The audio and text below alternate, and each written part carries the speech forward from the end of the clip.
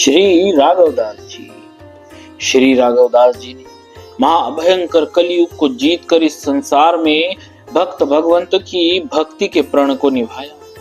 काम, क्रोध, मद, मोह और लोभ की लहरें इनको नहीं छू सकी।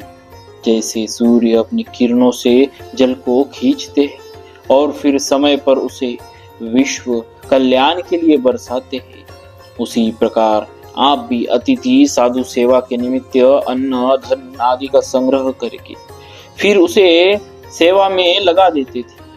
आपका स्वभाव और आचरण अति उत्तम था। सर्वदा संतों की सेवा करने का दृढ़ नियम आपने अपनाया था। गुरु सेवा रूप धर्म की कसौटी पर आप खरे उतरे। इसी से आप सारे संसार में महान गुरु सेवी गुरु भक्त प्रसिद्ध हुए। श्री अल्लाह जी एवं श्री राम रावल जी की कृपा से आदि से अंत तक जीवन भर भक्त भगवंत में आपने अपने मन को लगाए रखा तथा उनके प्रति नम्र रहे। इस प्रकार श्री राघवदास जी की निष्ठा का जीवन भर निर्वाह हुआ। श्री राघवदास जी श्री राम भक्त संत थे। आपने जगत के जीवों को भक्ति का उपदेश देकर उन्हें गुरु गोविंद के चरणाश्रित किया। यत्र तत्र विचरते हुए जहां भी जाते वहां लोगों के द्वारा संतों की सेवा करवाती। एक बार अकेले ही विचरते हुए पर्वतीय प्रदेश में पहुंच गए। राजा प्रजा सभी को आपने अपने उपदेशों से प्रभावित कर उनके मन में सेवा पूजा के भाव को दृढ़ किया। आपके दर्शनार्थ अच्छे अच्छे घरों की स्त्रियां आती और दर्शन एवं सत्संग से कृतार्थ होती। यह देखकर एक कुटिल क्षत्रिय कुमार के मन में संदेह एवं रोष हुआ। वह हथियार बांधे हुए इनके पास पहुंचा और इनसे बोला, स्वामी जी, आप इस प्रकार स्त्रियों को एकत्र करते हैं, उनसे बोलते चालते हैं, तो क्या आपके मन में विकार उत्पन्न नहीं होता? साधु संतों को तो स्त्री प्रसंग से बहुत दूर रहना चाहिए। श्री राघवदास जी ने कहा, मेरे लिए पुरुष और स्त्रियां बराबर है। सब में श्री राम राघव रमते हैं। मेरा मन सर्वथा पवित्र है, फिर उसमें विकारों की कोई संभावना कैसे हो सकती है? क्षत्रिय कुमार ने कहा, देखिए, इस बोतल में मदिरा है, क्या आप इसे दूध के समान मान सकते हैं? यदि अभेद दृष्टि है तो इसे दूध ही मानिए।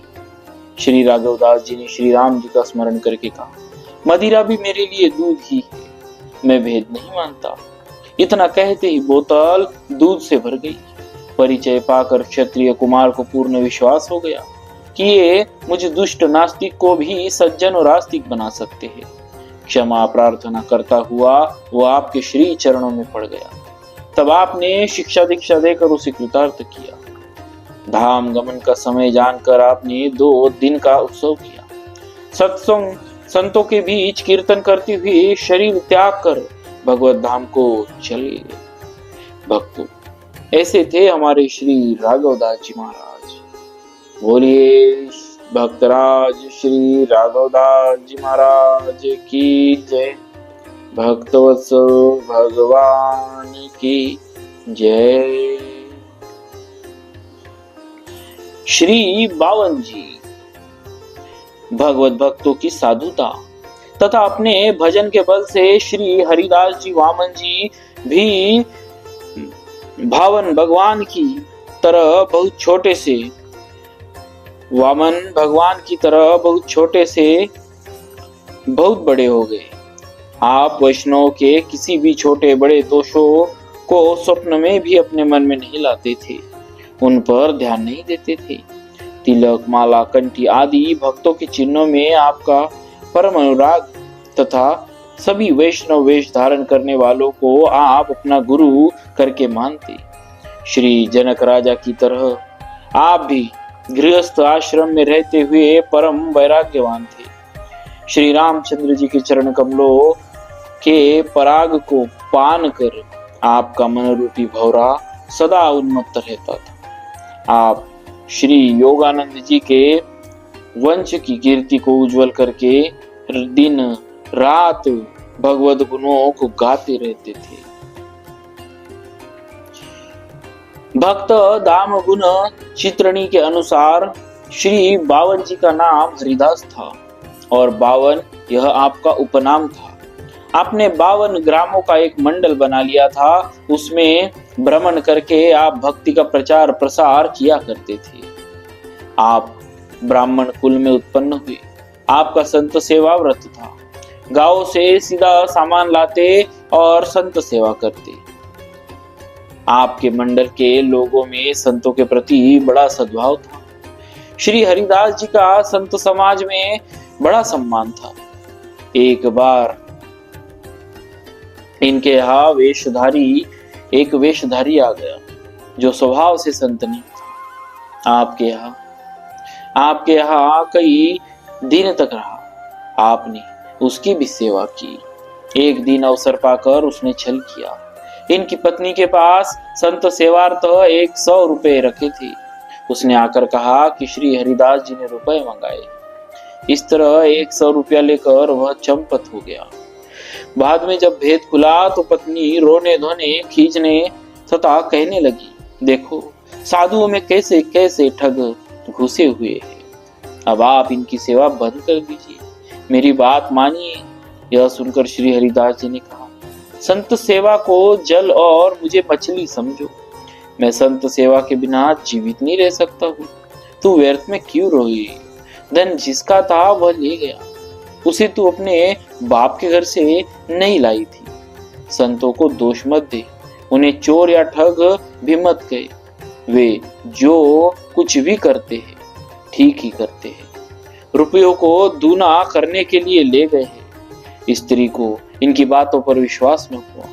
दूसरे दिन इनकी वाणी को सत्य करने के लिए स्वयं श्री राम जी संत का वेश धारण करके आए और बोले, ये 200 रुपया लीजिए। पहले जब मैं गृहस्थ था तब मुझसे एक आदमी 200 रुपया उधार ले गया था। अब जब मैं विरक्त हो गया तब वह रुपए वापस कर गया। अब ये मेरे काम की नहीं, आप इन्हें संत सेवा में लगा दीजिए। इतना कहकर रुपए देकर घर से बाहर निकलते ही प्रभु अंतर्धान हो गए। ढूंढने से भी नहीं मिले। श्री हरिदास जी ने अपनी पत्नी से कहा, तुमने संत का प्रेम देखा? यह सुनकर पत्नी प्रेम विभोर हो गई। श्री हरिदास जी ने उन रुपयों से भंडारा कर दिया। सभी संतों का खूब सत्कार किया। एक संत को वायु रोग हो गया। वे आकर श्री हरिदास जी के यहाँ पड़ गए। उनकी खूब सेवा शुश्रूषा करने लगे। कुछ दिनों के बाद संत जी स्वस्थ हो गए।